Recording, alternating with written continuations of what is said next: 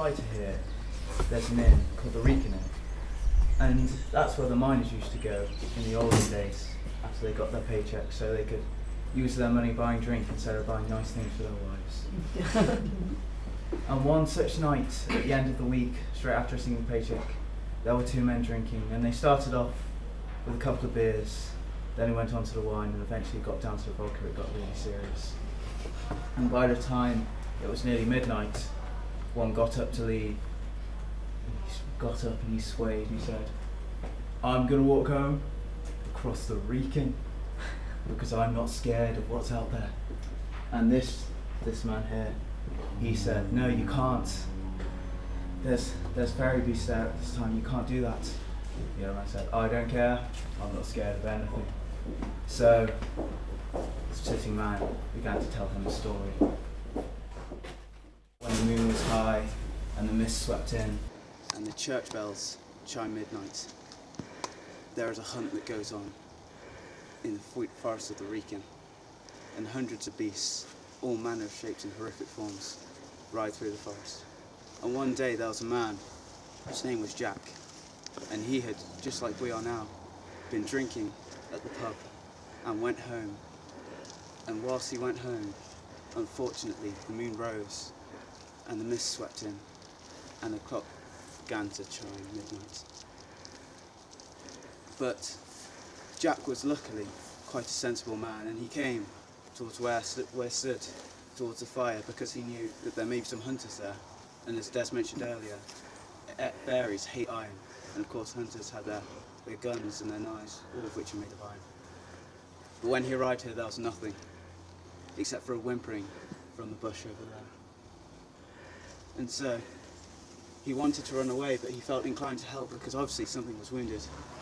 So he slowly walked over and saw a patch of red. And so he moved the bushes away, and there, what he at first thought was a wounded foxhound turned out to be something much more dangerous. It was in fact a Whist Hound. They are creatures who make up the majority of the wild hunt, and they are like huge dogs with fur as red as fire and paws the size of saucepans, and even teeth like needles hanging out their mouths in jaggedy fashion. But this one wasn't attacking him for some reason, and so he looked over it and he realised that its paw was wounded. Now Jack had been making special effort to show his wife that he could save his money instead of spending it all on drink, and so had saved up and bought a lovely new coat. But at this point, there was nothing he could use to bandage the dog's paw except for the arms of his coat. So he tore off his sleeve and wrapped it round the Whist Hound's paw. And the Whist Hound, it got up and it walked away, and Jack tipped his hat in its direction and continued. The next week, as tradition dictated, he went back to the pub, and once again he got too drunk and left too late, and he was walking over the hill, this very hill once again, as the moon rose and the mist came in and the church bell began to chime midnight. Except this time, when he headed towards the fire and he realised there wasn't one there, he could see something black in the mist, and at first he thought it might be a bear. Then he realised it was a huge dog, and this dog, it was much like a Whist Hound, except this one had fur as black as the nights come from. Its paws were as large as frying pans, and its teeth were like kitchen knives falling out of its mouth in jaggedy fashion. And he realised this was no Whist Hound, this was Wild Edric himself, the leader of the wild hunt. And so obviously he tried to run, but he was so terrified that he was rooted to the spot, and so he could do nothing as the beast approached him, growling and snarling. But from behind him, from just there came a red flash, and suddenly Wild Edric behind him recoiled and jumped back, and he realised that the Whist Hound was attacking Wild Edric.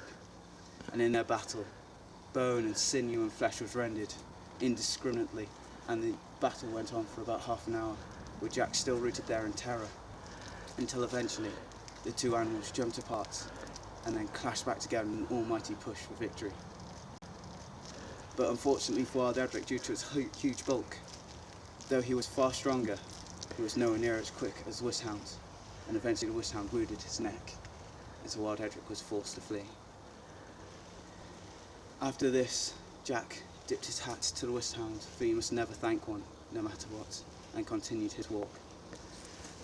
Back in the pub, John said, "Well, he's dead then, isn't he, Wild Edric? I'll be fine."